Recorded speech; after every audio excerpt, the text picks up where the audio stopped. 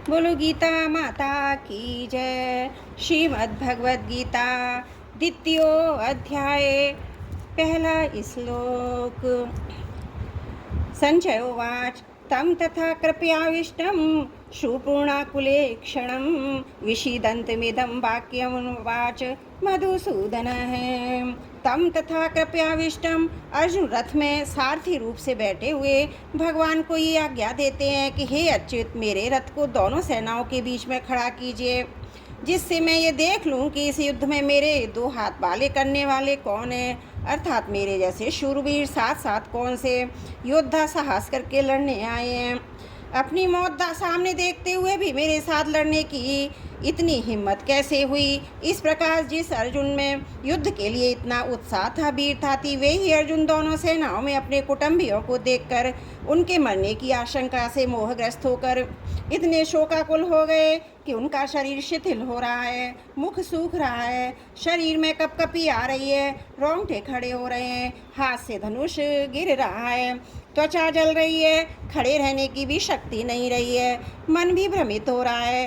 कहाँ तो अर्जुन का यह स्वभाव कि ना दैन्यम ना पालयानम, और कहाँ अर्जुन का कायरता के दोष से शोकविष्ट होकर रथ के मध्य भाग में बैठ जाना। बड़े आश्चर्य के साथ संजय यही भाव उपर्युक्त पदों से प्रकट कर रहे हैं।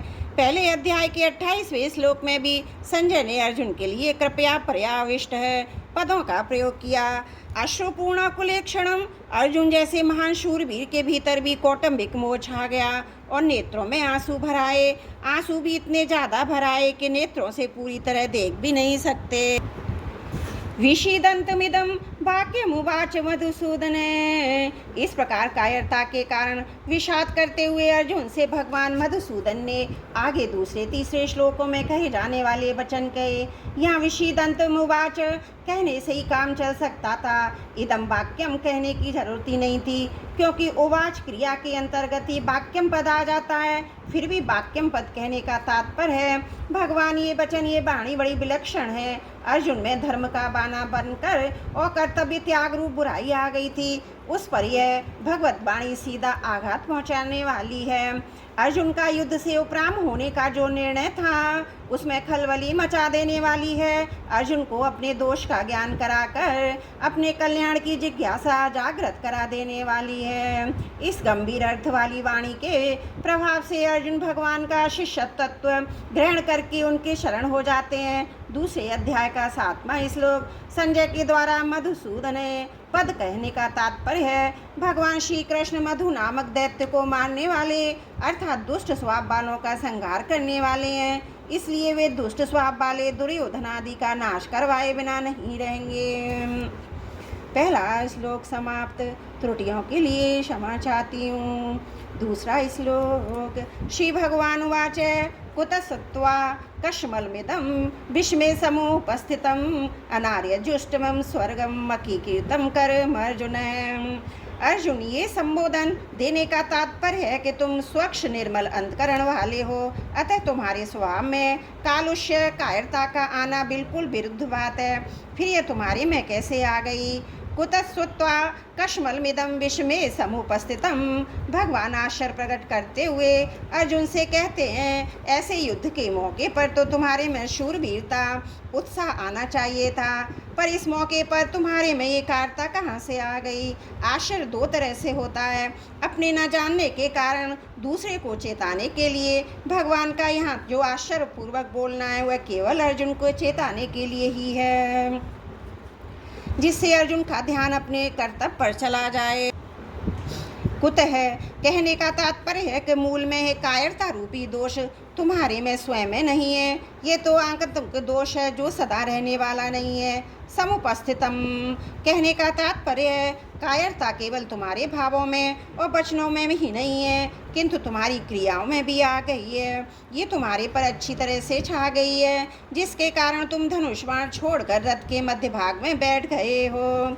अनार्य जुष्टम, समझदार श्रेष्ठ मनुष्यों में जो भाव पैदा होते हैं वे अपने कल्याण के उद्देश्य को लेकर ही होते हैं। इसलिए श्लोक के उत्तरार्ध में भगवान सबसे पहले उपर्युक्त पद देकर कहते हैं कि तुम्हारे में जो कायरता आई है उस कायरता को श्रेष्ठ पुरुष स्वीकार नहीं करते।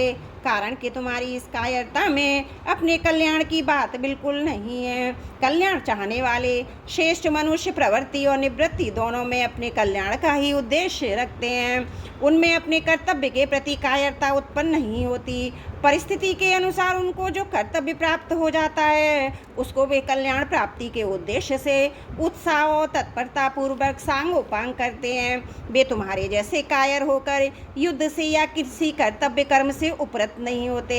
अतः युद्ध रूप से प्राप्त कर्तव्य कर्म से उपरत होना तुम्हारे लिए कल्याण कारक नहीं है।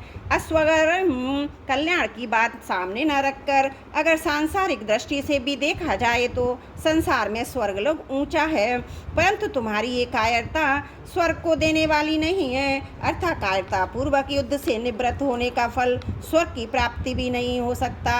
अकीर्तिकरम अगर स्वर्ग प्राप्ति का भी लक्ष्य ना हो तो अच्छा माना जाने वाला पुरुष वही काम करता है जिससे संसार में कीर्ति हो, परंतु तुम्हारी यह जो कायरता है यह इस लोक में भी कीर्ति यश देने वाली नहीं है, प्रतियुत अपकीर्ति अपयश देने वाली है। अतः तुम्हारे में कायरता का आना सर्वदा ही अनुचित है।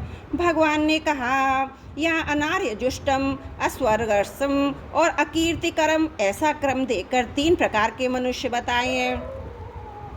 जो विचारशील मनुष्य होते हैं वे केवल अपना कल्याण ही चाहते हैं, उनका ध्येय उद्देश्य केवल कल्याण का ही होता है।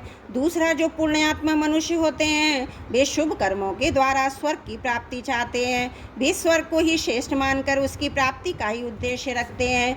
तीसरा जो साधारण मनुष्य होते हैं वे संसार को ही आदर देते हैं, इसलिए वे संसार में अपनी कीर्ति चाहते हैं, उस कीर्ति को ही अपना ध्येय मानते हैं। उपरोक्त तीनों पद देकर भगवान अर्जुन को सावधान करते हैं कि तुम्हारा जो यह युद्ध न करने का निश्चय है ये विचारशील और पुण्यात्मा मनुष्यों के ध्येय कल्याण और स्वर्ग को प्राप्त कराने वाला भी नहीं है, तथा साधारण मनुष्य के ध्येय कीर्ति को प्राप्त कराने वाला भी नहीं है। अतः मोह के कारण तुम्हारा युद्ध न करने का निश्चय बहुत ही तुच्छ है, जो कि तुम्हारा पतन करने वाला, तुम्हें नरकों में ले जाने वाला और तुम्हारी अपकीर्ति करने वाला है। त्रुटियों के लिए क्षमा चाहती हूँ। दूसरा श्लोक समाप्त। वसुदेव सुतं देवं कंस चारुणमर्दनं देवकी परमानंदं कृष्णं वंदे जगद्गुरुम्।